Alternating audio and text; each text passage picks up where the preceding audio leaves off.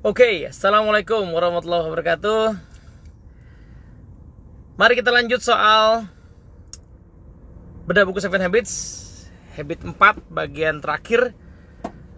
Kita mau bedah bagian yang subbab ya, namanya win-win performance agreement, which is sebagian konsepnya udah kita bahas di video sebelumnya. Yang belum nonton silahkan ditonton dulu.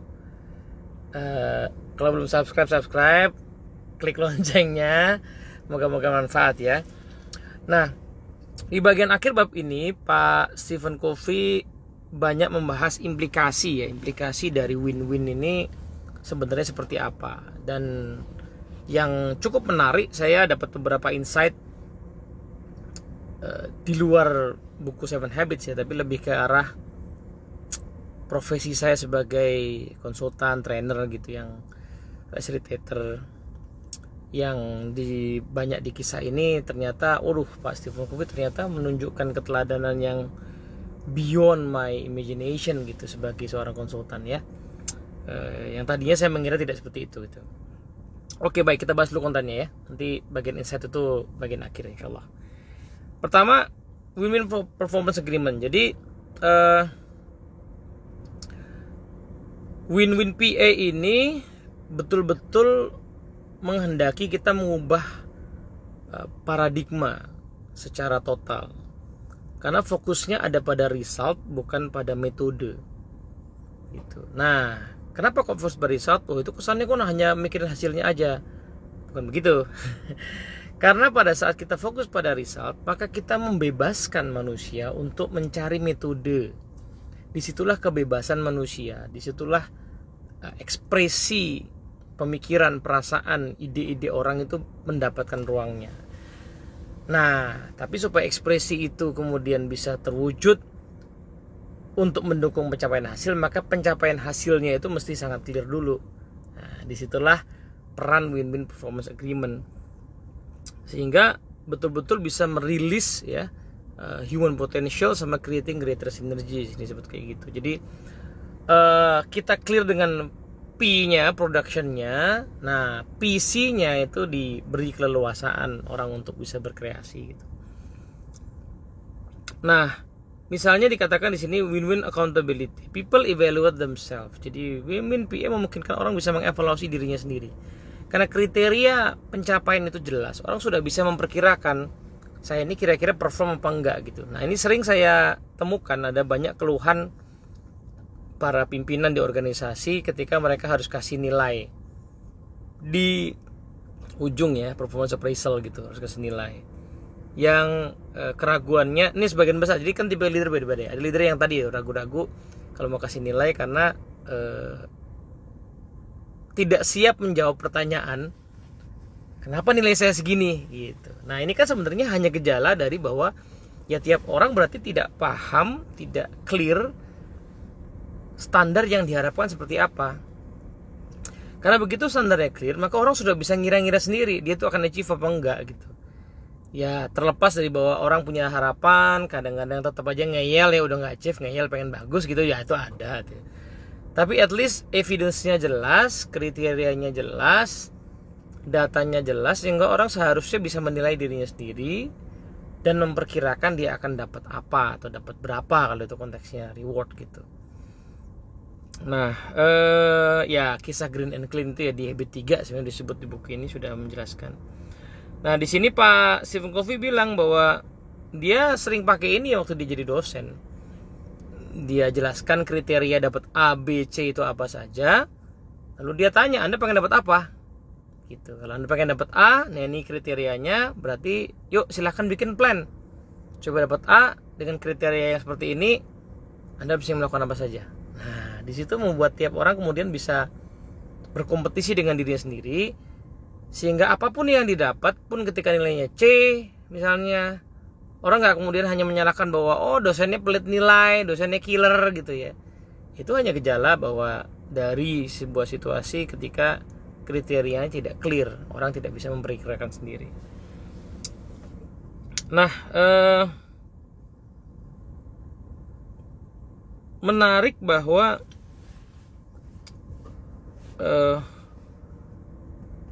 bagaimana dengan konsekuensi? Konsekuensi kan sebenarnya tidak berada di kendali tiap orang ya. Jadi even ketika dia achieve, kadang-kadang ya, ini pernah ada satu kasus di organisasi. Jadi bukan cuma satu, di banyak organisasi, di mana orang achieve-nya bagus, cuman karena di organisasi itu ada sistem kue, ya, tanda kutip kue ya, kue yaitu reward itu besarannya, bonusnya lah ya, tergantung kepada kue yang diterima oleh divisi. Nah, kue divisinya tergantung pada performance divisi. Jadi bisa jadi ada orang yang performance-nya tinggi individually, tapi karena kue divisinya kecil, karena overall performance divisinya kurang bagus, maka kue yang dia dapat, reward yang didapat bisa jadi sama atau lebih kecil dibandingkan tempat lain yang kue divisinya gede karena dia lagi achieve, tapi mungkin orang-orang di situ tidak setinggi dia secara performance individual. Nah, artinya konsekuensi itu sendiri kan berada di lingkaran kepedulian ya, tidak dalam lingkaran pengaruh secara seutuhnya. Nah, gimana tuh ya, bagaimana itu bisa memotivasi? Nah, menarik di sini Pak Kofi membahas nih, ini sesuatu yang ya karena ada di training nih, ada di buku ini gitu ya. Jadi sebenarnya konsekuensi itu ada 4 jenis ya. Pertama financial, kedua psychic, ketiga opportunity, dan yang keempat responsibility. Nah, financial consequence itu seperti income ya, pendapatan, saham ya, tunjangan atau penalti. Ya, ini kan konsekuensi itu bisa positif bisa negatif. Ini mungkin sesuatu yang tidak dalam kendali tiap orang karena itu policy dari masing-masing organisasi. Nah, yang kedua, konsekuensi psychic atau psychological consequence seperti recognition ya, penghargaan, approval ya, persetujuan, respect, penghargaan juga ya, credibility, atau kehilangan semua itu ya, kehilangan respect, kehilangan penghargaan gitu. Nah, beliau kasih penekanan nih, unless people are in a survival mode ya, psychic compensation is often more motivating than financial compensation. Sebenarnya kalau tim member kita itu tidak sedang berada dalam survival mode ya, dalam kebutuhan dasar yang sangat parah sekali, sebenarnya psychic compensation ini justru lebih, apalagi kayaknya di zaman sekarang ya, di era banyak tim member milenial, itu justru yang namanya approval, appreciation, recognition itu sangat powerful ya. Saya tidak katakan bahwa financial tidak penting, tapi psychic compensation ini jadi sangat powerful sekali sekarang gitu. Nah, yang ketiga opportunity, misalnya training, development, benefit yang lainnya gitu ya, pengembangan, kesempatan untuk mengembangkan diri. Dan yang terakhir responsibility ya, terkait dengan scope, authority yang bisa diperluas atau dikecilin gitu. Nah, menarik bahwa anggaplah ya, financial consequence memang mungkin ada keterbatasan organisasi kadang-kadang ya. Ada orang bagus performance-nya tapi nggak bisa di reward financially terlalu besar karena kondisi company lagi nggak bagus. Tapi sebenarnya ada konsekuensi lain yang bisa diberikan ya, psychological, respect, responsibility, opportunity untuk pengembangan diri, atau responsibility dapat tanggung jawab yang lebih luas, lebih menantang, lebih mendalam gitu. Nah, ini yang mungkin jarang intentionally didesain dan disepakati oleh tim leader bersama tim membernya gitu. Padahal kalau digali lebih jauh, jangan-jangan cukup banyak tim member yang akan lebih appreciate ketika dapat konsekuensi yang poin-poin lain daripada hanya sekedar kompensasi uang saja. Yang kalau dipikir-pikir ya, segede-gedenya bonus tuh itu cuma setahun sekali, atau ya tergantung sih organisasi, ada yang 6 bulan sekali, ada yang 3 bulan sekali. Tapi ya sekali itu dia kan nggak bisa terus-terusan diberikan. Kita as team leader juga nggak bisa terus-terusan ngasih kompensasi finansial atau benefit. Artinya itu memang hanya akan dirasakan sesekali, dan itu dia akan membuat orang selamanya merasa dihargai gitu. Yang jauh lebih bisa kita berikan lebih sering sebenarnya kompensasi yang bentuk lain tadi, psychological ya, opportunity sama responsibility. Itu sebenarnya bisa didesain gitu untuk lebih komprehensif gitu. Nah, di sini kemudian Pak Kofi juga menjelaskan contoh yang menarik bagaimana sebenarnya mindset women agreement ini juga bisa kita create di rumah. Ini saya merasa juga, oh ya ini belum cukup banyak saya praktekin nih. Tapi bagaimana beliau bikin setup women agreement dengan salah seorang anaknya yang waktu itu udah boleh nyetir mobil. Nah, udah boleh nyetir mobil, tapi sebelum dikasih pakai mobil di setup gitu ya women agreementnya. Win-nya buat anak apa, win-nya buat orang tua apa gitu ya. Yang menariknya kemudian akhirnya orang tua tidak harus repot marah-marah nginget-ngingetin, karena tinggal mengacu saja kepada kesepakatan itu. Kan ada proses accountability-nya, proses monitoringnya gitu. Itu tadi win-win performance agreement ya. Yang berikutnya win-win system. Win-win system itu bicara soal bagaimana sebuah organisasi menciptakan sebuah sistem yang orang merasa fair gitu. Di sini diceritakan bahwa Pak Kofi itu punya pengalaman dengan satu organisasi yang waktu itu ada acara penghargaan ya, awarding, ada 800 sales associate dapat award gitu. Nah, sekitar 40 dari 800 itu dapat penghargaan. Ya, ada cheerleader dan segala macam, perayaan yang luar biasa lah ya, seru lah gitu. Tapi sebenarnya sementara 40 orang menang, pada saat yang sama 760 sebenarnya kalah. Ya, nggak menang kan? Gitu. Nah, kemudian mulai disadari bahwa sebenarnya kan kita pengen 800-800-nya itu kan mendapat kemenangan. Nah, cuman itu terhalangi oleh sebuah sistem kompetisi tadi, bahwa ada kriteria-kriteria yang membuat ya memang akhirnya terbatas yang bisa menang, which is 40 itu. Nah, kemudian mereka bikin setup ulang award, sehingga gimana caranya supaya semakin banyak orang bisa menang, bukan karena dimudahkan ya, digampang-gampangin ya, tapi karena memang sistemnya dibuat untuk bisa dinikmati banyak orang gitu, dan memungkinkan tiap orang untuk bisa mengakselerasi dirinya. Misalnya di sebuah organisasi ada the best employee, kriterianya cukup ketat, yang menang cuma 5. Ya, sistem itu jelas akan membuat yang menang cuma 5, sisanya pasti nggak akan menang gitu loh. Jadi sekeras apapun orang berusaha, yang menang hanya akan 5. Nah, bagaimana kalau kemudian dibuat, oke lah, the best employee adalah kriterianya ABC. Bisa jadi hadiahnya lebih kecil, tapi ABC. Cuman siapapun yang bisa mencapai kriteria itu, dia akan menang. Dia akan the best employee. Jadi semua orang bisa mencapai itu.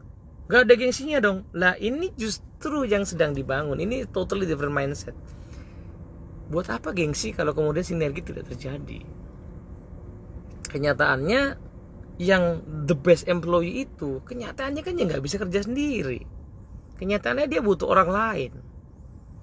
Bagaimana kalau kita juga membantu orang lain itu menang gitu ya? Belum lagi sistem yang tidak win-win itu, yang tadinya membatasi orang itu, akan membuat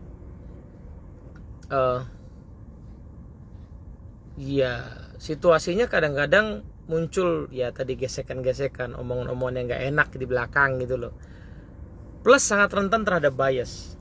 Karena yang menang kadang-kadang memang yang punya opportunity untuk kelihatan.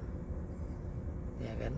Untuk dikenal gitu. Padahal ada banyak posisi di organisasi yang kemungkinan sih orang ini akan sangat jarang untuk dikenal gitu.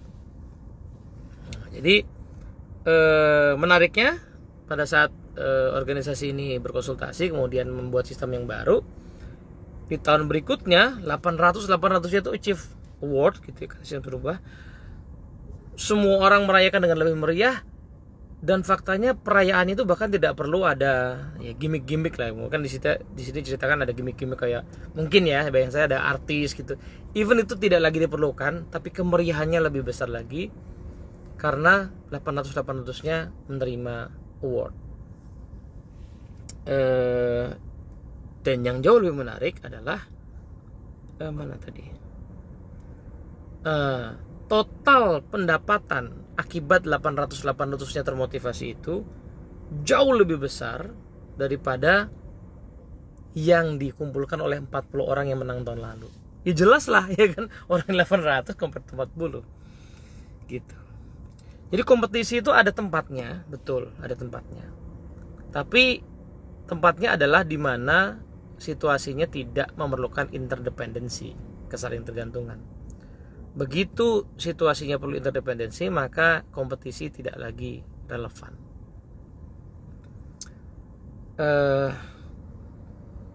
Contoh yang lain di sini diceritakan ada sebuah organisasi yang pengen minta training tentang human relation gitu, karena merasa bahwa karyawan itu kok kayaknya kurang sungguh-sungguh lah dalam menjalankan perannya gitu, jualan gitu. Nah, kemudian Pak Kofi mencari data, interview sana sini, ketemu bahwa isunya sebenarnya bukan pada human relation skill, tapi pada sistem. Yaitu apa? Ya jelas aja karyawan ini tidak termotivasi karena mereka nggak get the reward atas effort yang mereka lakukan. Tapi siapa yang dapat reward? Manajernya. Ya, manajernya itu ya by system jadi mudah untuk kelihatan perform atas kerja anak buahnya. Padahal tadi ya isunya yang diomongin anak buahnya nih, gitu kan. Tapi sistem itu sangat menguntungkan bagi manajernya saja, gitu. Nah, jadi begitu diubah ya kemudian pelan-pelan orang mulai berubah juga. Contoh yang lain di sini ada keluhan tentang seorang leader yang mengeluhkan anak buahnya yang dia pengen banget ngasih nilai jelek ke anak buahnya ini, tapi kenyataannya dia harus kasih orang ini bagus. Ditanya, lo kenapa? Gitu. Ya gimana lagi, he gets the number gitu. Orang ini perform dapat ini ya, terus isu lo apa? Ya isunya adalah dia perform tapi dengan cara nggak peduli sama orang, nggak develop timnya. Oh ya udah, kalau gitu sistemnya bisa diganti dong. Diganti dengan bahwa dia akan dianggap perform kalau ya 2/3 oke, urusan numbers, tapi 1/3 adalah urusan leadership. Nah, ini saya udah amatin ada di beberapa organisasi. Jadi di form performance managementnya, performance evaluationnya leaders itu ada tambahan aspek leadership. Jadi sementok-mentoknya achievement dia di numbers, kalau di aspek leadership itu dia nggak penuhi, ya dia nggak akan bisa full ininya achievementnya dia gitu. Jadi akhirnya Pak Kofi menyimpulkan bahwa seringkali problem soal sinergi kerjasama ini ada pada sistemnya, bukan pada people-nya. If you put good people in bad system, you get bad results. Nah, gitu katanya. Jadi you have to water the flowers you want to grow. Anda harus menyirami bunga-bungaan yang Anda ingin tumbuhkan. Anda pengen tumbuhkan win-win, maka Anda harus arahkan segala hal yang Anda miliki untuk menumbuhkan win-win itu. Nah, yang terakhir adalah win-win proses. Win-win proses itu begini. Karena win-win itu sebuah akhir, ujung. Nah, proses menujunya juga harus win-win. Kalau kita harap orang berkolaborasi di ujung, maka dari awal mereka harus bisa berkolaborasi.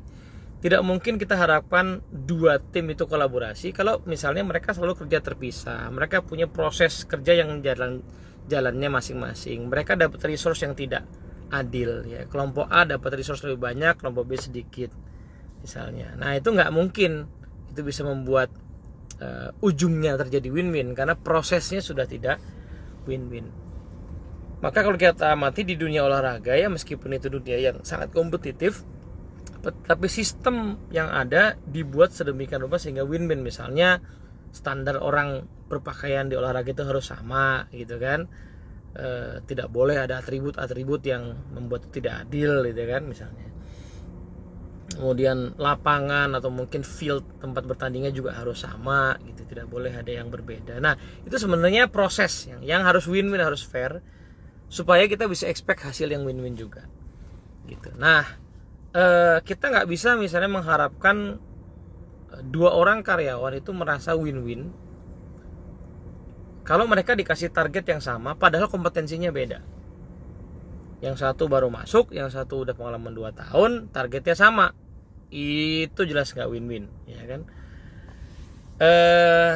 Atau begini, ini ada kasus yang menarik ya. Ada orang achieve target, tapi habis itu dia sebel. Kenapa? Karena setiap kali dia achieve, dia dinaikin targetnya, which is ya dia jadi agak susah kan mencapainya lagi. Kemarin dia sebenarnya lebih gampang. Tapi itu sebenarnya menurut saya hanya gejala.